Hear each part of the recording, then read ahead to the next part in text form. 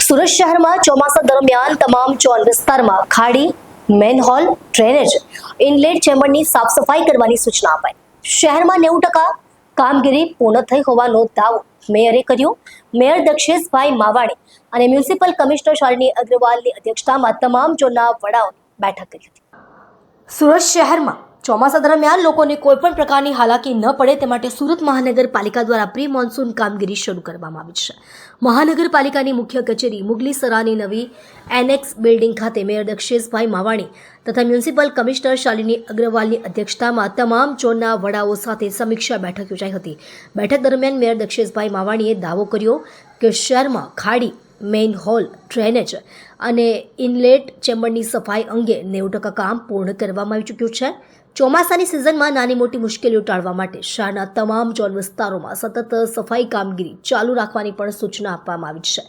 સુરત મહાનગરપાલિકા દ્વારા શહેરના વિવિધ વિસ્તારોમાં રાઉન્ડ વાઇઝ કામગીરી હાથ ધરવામાં આવી રહી છે, જેમાં ખાસ કરીને નીચાણવાળા વિસ્તારોમાં તાત્કાલિક વ્યવસ્થાઓ ગોઠવવામાં આવી રહી છે. અધિકારીઓને એ પણ સૂચના આપવામાં આવી છે કે તેઓ ફિલ્ડમાં રહીને કામગીરીની સતત મોનિટરિંગ કરે અને જરૂરી વિસ્તારોમાં તાત્કાલિક કાર્યવાહી કરે. પ્રશાસનની તરફથી મળેલા આ ઢાસલા છતાં શહેરવાસીઓએ ચોમાસા દરમિયાન સમસ્યાઓનો સામનો ન કરવો પડે તે માટે તંત્ર સતત સતર્ક રહેવાનું વચન આપ્યું છે. વિભાગીય વડા, તમામ ઝોનના ઝોનલ ચીફ અધિકારી શ્રી સાથે આજે પ્રી મોન્સૂનની મિટિંગ કરવામાં આવી હતી. ગત વર્ષે જે જગ્યાએ પાણી ભરાય છે, આ વર્ષે એ જગ્યાને શું સોલ્યુશન લાવ્યા અધિકારીઓ લેવલે તેની સમીક્ષા કરી છે.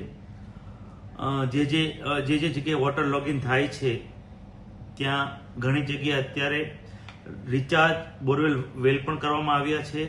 જ્યાં સ્ટ્રોમ ડ્રેનેજ ન હોય તેવી જગ્યાએ સ્ટ્રોમ ડ્રેનેજના તમામ ખાડીની સ્ટ્રોમ ડ્રેનેજ તમામ કામગીરી 90% પૂર્ણ થઈ ગઈ છે. આ વર્ષે 1 મહિનો વહેલો વરસાદ આવવાના કારણે તમામ કામગીરી અત્યારે 90% પૂર્ણ કરી છે. આવનાર 3-4 દિવસમાં તમામ કામગીરી પૂર્ણ કરવામાં આવશે. સ્ટ્રોમ ડ્રેનેજના તમામ બોક્સ ઉપર કલર થઈ જાય, સ્ટ્રોમ ડ્રેનેજ તમામ 100% કામગીરી પૂર્ણ થાય તેની માટે આજે સૂચના આપવામાં આવી છે. જ્યાં જ્યાં વોટર લોગિન થાય છે તેવી જગ્યાએ હજી પણ 10 થી 15 દિવસમાં રિચાર્જ બોરવેલ વેલ થઈ જશે તેની પણ સૂચના આપી છે. મેટ્રોનું કામ ચાલી રહ્યું છે.